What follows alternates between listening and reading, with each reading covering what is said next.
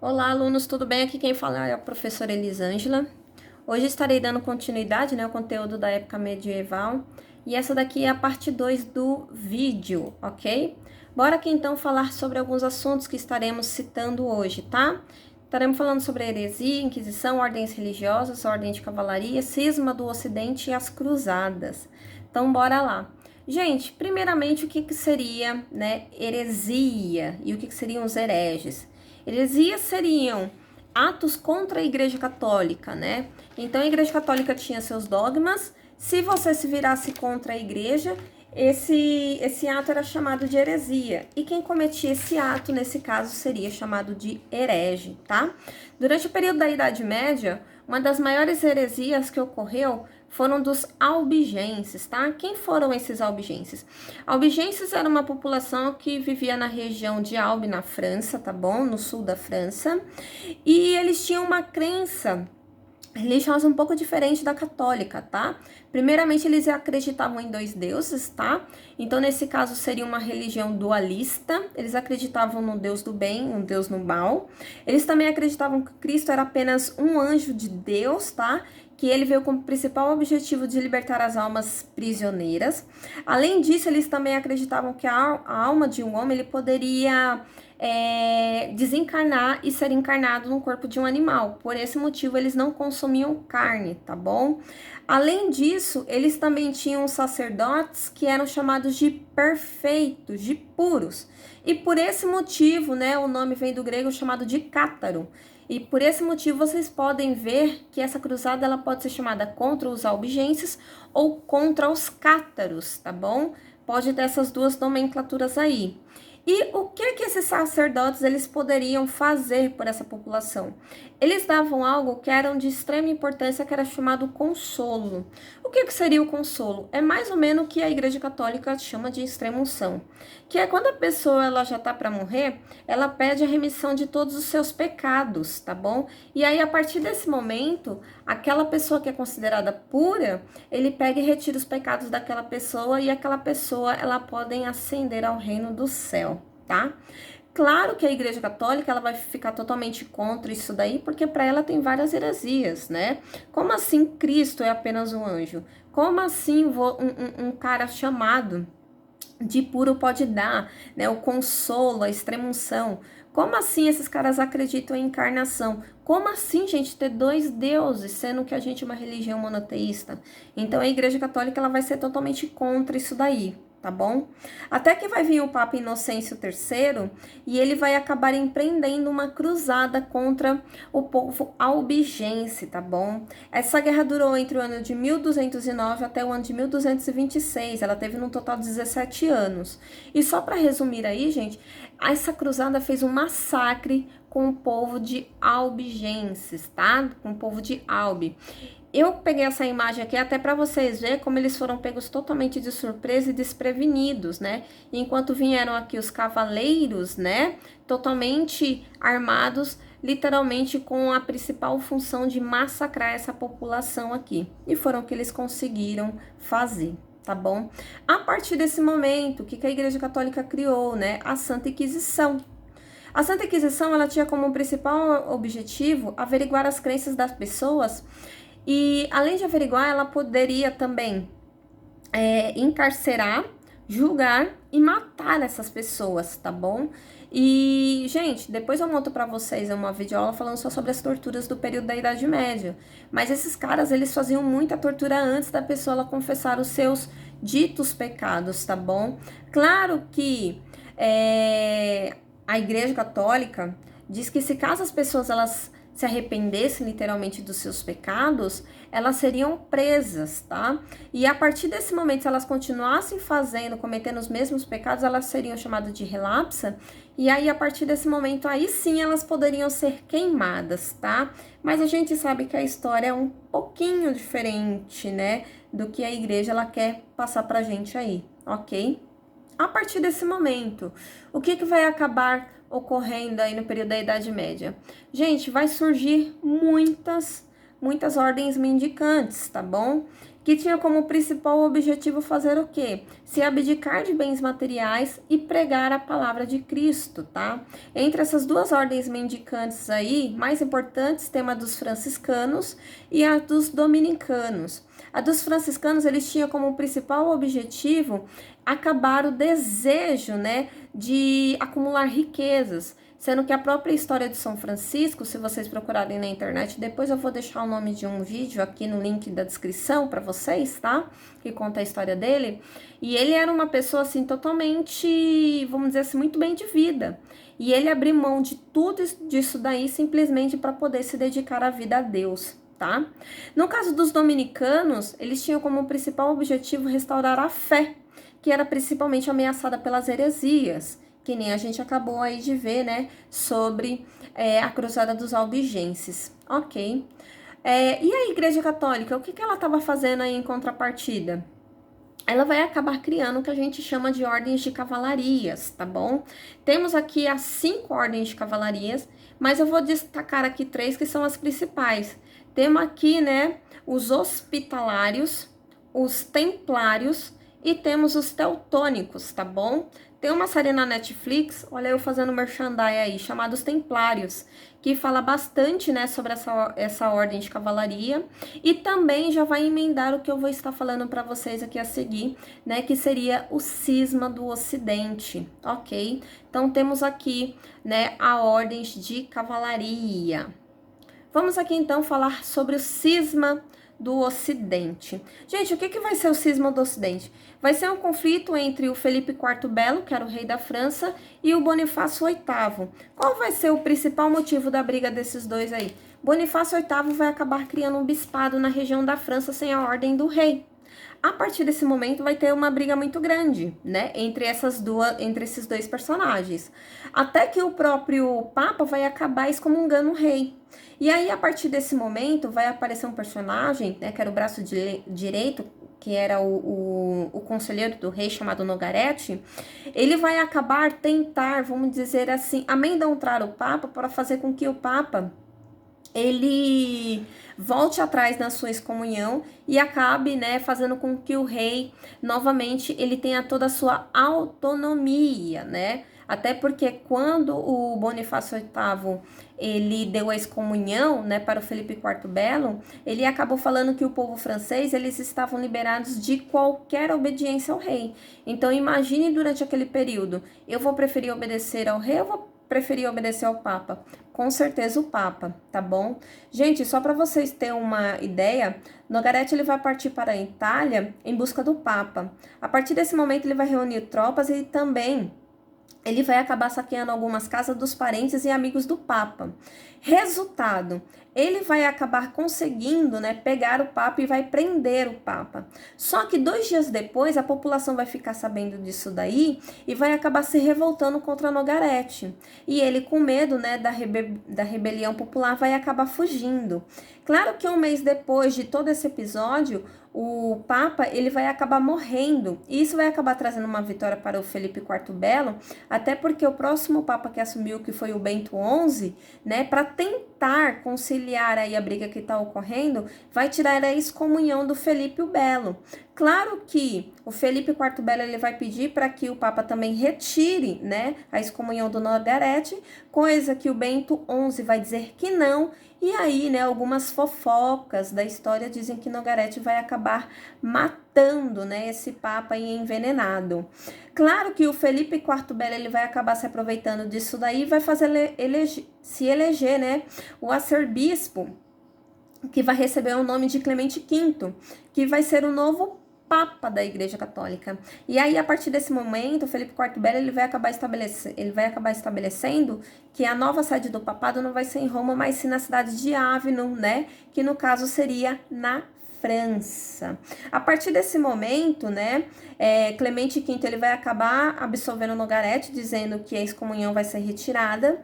E aí, a partir desse momento, os próximos papas que forem eleitos e tiverem o seu pontifácio, né, tiverem o seu papado dentro do território francês, vai ser chamado de cativeiro de Avignon, tá bom? Claro que quando foi o Papa Gregório XI, né, Já no final da vida dele, ele vai acabar mudando para a cidade de Roma. E aí, quando o Gregório XI ele acaba morrendo, alguns cardeais eles vão falar assim o seguinte: não aceitamos mais que esse papa ele tenha influência, né, de reis franceses. Então, a partir desse momento, quem vai acabar elegendo somos nós. E aí, onde eles vão acabar, né, pegando Urbano VI como sendo, né, o papa representante da Igreja Católica.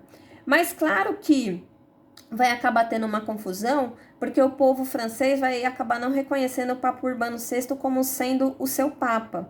E aí, a partir desse momento, vai acabar tendo uma divisão da Igreja Católica Apostólica Romana, que é chamado de Cisma do Ocidente, que é quando vai haver dois representantes do papado em duas regiões diferentes na Europa. Um papado em Roma e outro papado na França, tá bom? Quando é que esse conflito aí vai acabar sendo resolvido, tá? Apenas no ano de 1417, no Concílio de Constança, tá bom?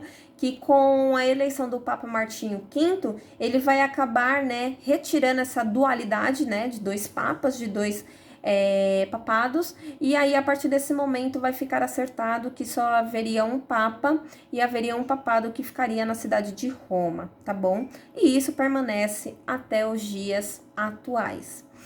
A partir desse momento, né, vamos então aqui já abordar o outro assunto. Não tem como a gente falar de Idade Média e não falar sobre as cruzadas, né, gente? As cruzadas aí, né? Qual é que vai ser o principal objetivo dela?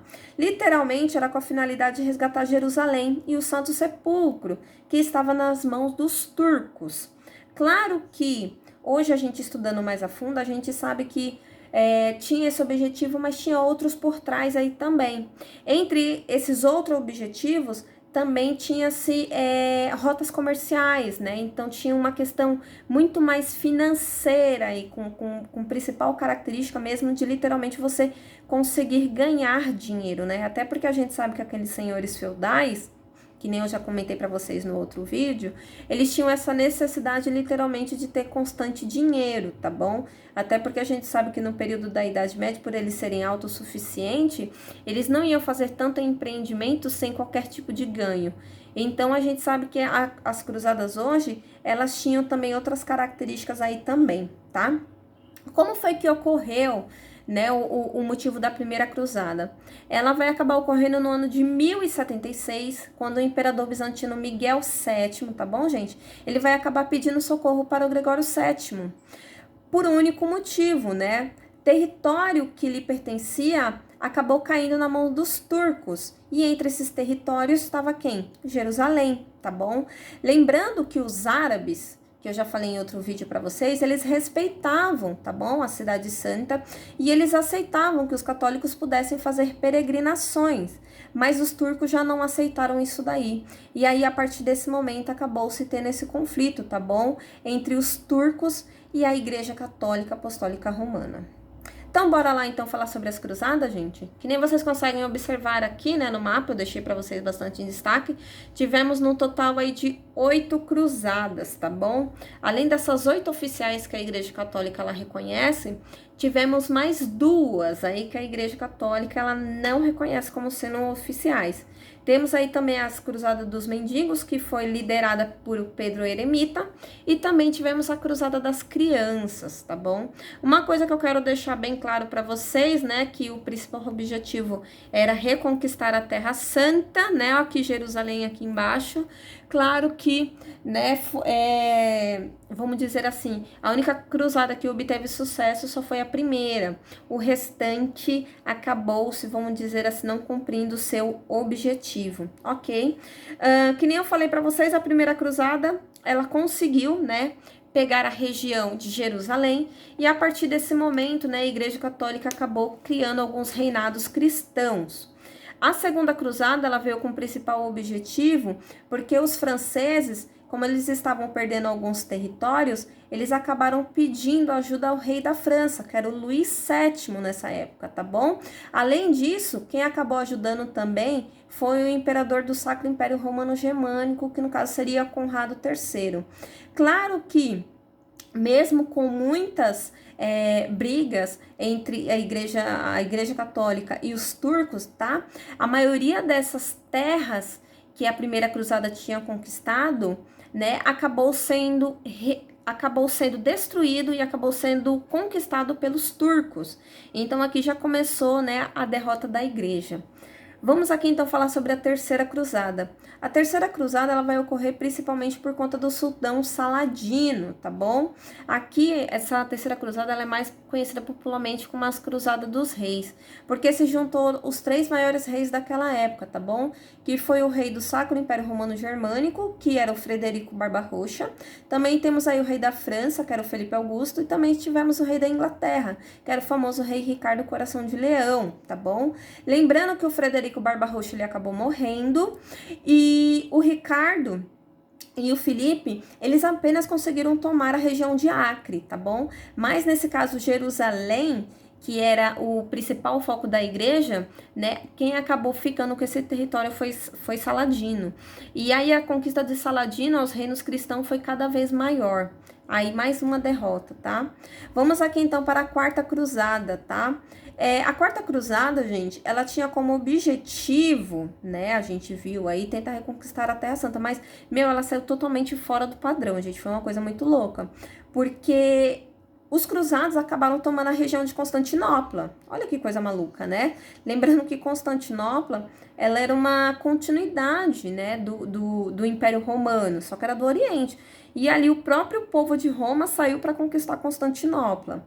Então, a partir desse momento, né, então eles conseguiram derrotar o Império Grego e eles acabaram criando o Império Latino no Oriente. Claro que esse Império Latino, ela durou pouco tempo, foi do ano de 1204 até o ano de 1261, tá bom?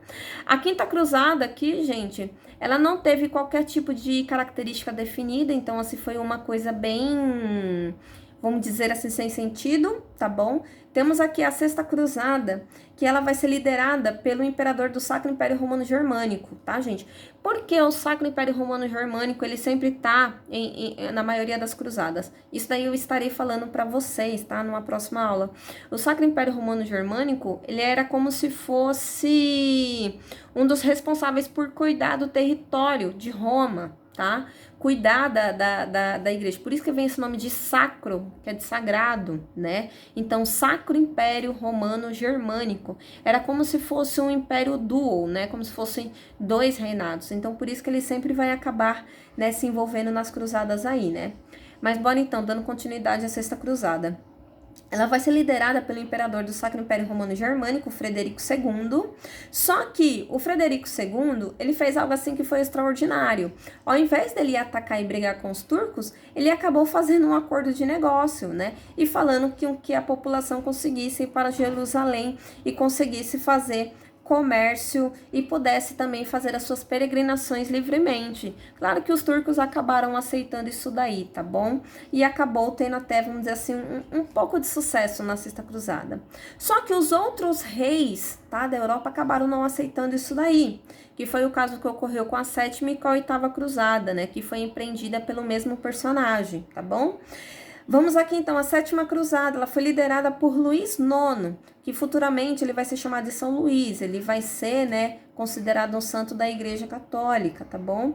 Ele tinha como principal objetivo atacar o Egito, até porque o Egito, ele era um dos centros mais poderosos do Estado muçulmano. Mas claro que ele não imaginava que ele estava fazendo esse empreendimento num período de cheia do Rio Nilo. E aí a gente sabe, né, os historiadores sabem que ele acabou ficando, vamos dizer assim, ilhado, e ele acabou sofrendo uma epidemia. E a partir desse momento que ele ficou ilhado a sofrer uma epidemia, ele também acabou sofrendo um ataque, né, dos turcos, até porque eles conheciam muito mais a região. Luís IX acabou, né, sendo preso pelos turcos, que acabaram pedindo, né, uma soma exorbitante para que pudessem libertar o rei francês. E aí, a partir desse momento, o rei francês ele vai acabar sendo libertado, volta para a França, só que ele não satisfeito, ele se reorganiza novamente e empreende a Oitava Cruzada. Pense num homem persistente, né, gente? Resultado, Luís IX não vai conseguir conquistar a região do Egito, tá bom? E aí, a partir desse momento, o que vai acabar ocorrendo, né? A sua morte, até porque os historiadores acreditam que ele foi vítima da peste, tá bom? E não só ele, como grande parte dos seus soldados aí. Gente, aqui dá para vocês observarem, né? Temos aqui as rotas, né, que foram feitas, tá bom? E aqui é bem interessante. Olha, não sei se dá para vocês observarem aqui, ó, onde eu tô apontando com a seta, tá bom? A sétima e a oitava cruzada, que foi aqui no Egito, que tá bem aqui, tá? Na entradinha do rio. Foi aqui onde ocorreu a sétima e a oitava cruzada, ok? A partir desse momento, o que nós vamos abordar, né? Vamos então falar um pouco sobre a cultura medieval. Eu peguei aqui para vocês, tá? Eu fiz dessa forma até para ficar mais fácil, porque aqui eu vou estar caracterizando para vocês a alta e a baixa Idade Média, tá bom? Quais vão ser as características aqui da Alta Idade Média? Primeiramente, a gente vai sair daquela cultura clássica, tá bom? Que era caracterizada principalmente pelo racionalismo e pelo humanismo, e a partir desse momento nós vamos passar para a cultura medieval, que vai ser marcada principalmente pela religiosidade, tá bom? Lembrando que tudo que a Igreja Católica falava era totalmente lei, ninguém podia discordar, até porque poderia, né, ser considerado um herege aí. Durante esse período, vamos ter a filosofia, né, como principal personagem o Santo Agostinho, tá bom? O Santo Agostinho, ele, principalmente inspirando-se em Platão, ele procurou expor alguns fundamentos filosóficos do cristianismo, tá bom? Então, isso daqui vai ser bastante interessante aí que a gente vai ter. Uma das características vai ser como a língua latina, ela vai ser tida como a oficial, tá bom? Mas claro que algumas línguas neolatinas, o que seriam essas línguas neolatinas? Que vai ser a junção das línguas latina com as línguas bárbaras. Vai acabar surgindo algumas aí, né? Que nem no caso seria a nossa língua que a gente fala aqui no Brasil, que seria o português.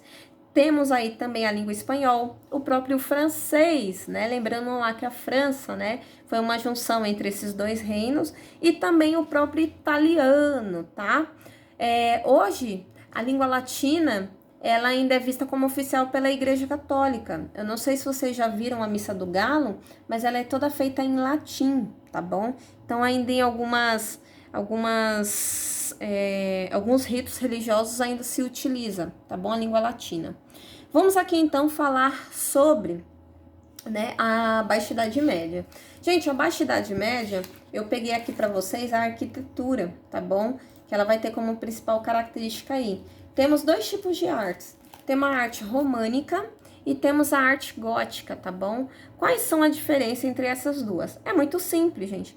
Vocês estão vendo aqui que na arte românica, tá bom? A principal característica vai ser esses arcos aqui, ó. Eles vão ser totalmente o quê, né? Redondinhos, tá bom? Isso daqui era uma característica muito grande do povo romano, por isso que vem esse nome de românica, tá bom? Eles usavam muito na sua arquitetura.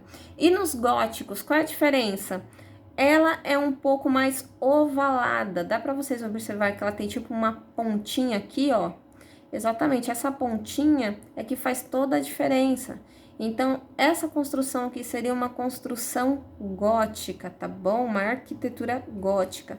Então, essas seriam aqui, né, a principal característica entre essas duas arquiteturas do período da Idade Média, ok? A partir desse momento, também falamos, né, sobre filosofia. Temos Tomás de Aquino aqui, tá, gente? Que ele tinha como principal característica, tá bom? A escolástica, que nada mais era um método de ensino utilizado nas escolas e nas universidades medievais. E qual era a principal preocupação dele? Era estabelecer, né, como é que eu posso dizer? Estabelecer, tipo, um acordo entre a fé e a razão. Então, ele tentava, vamos dizer assim, explicar uma coisa juntando essas duas, a fé e a razão, tá? Claro que vai vir um cara totalmente contra o pensamento de Tomás de Aquino, que vai ser o Roger Bacon, e ele vai vir falando assim o seguinte, né? Roger Bacon, ele vai dizer que você deveria, sim, explicar as coisas, mas através do método experimental, tá? E não através da autoridade da Igreja Católica, através da Bíblia. Então, literalmente, ele acreditava, né, no desenvolvimento da ciência. E isso vai ser algo, assim, totalmente inovador durante aquele período, tá? Uma coisa que eu quero deixar bem destacado aqui para vocês, que as universidades, elas surgiram no final da Alta Idade Média para a Baixa Idade Média, entre o século X e o século XI, tá? foi quando surgiram as universidades. As universidades, gente, elas nada mais eram do que corporações de ofícios também. Lembrando que essas corporações de ofício reuniam principalmente professores e estudantes. Lembrando que corporação de ofício eu já tinha explicado para vocês na outra videoaula, ok?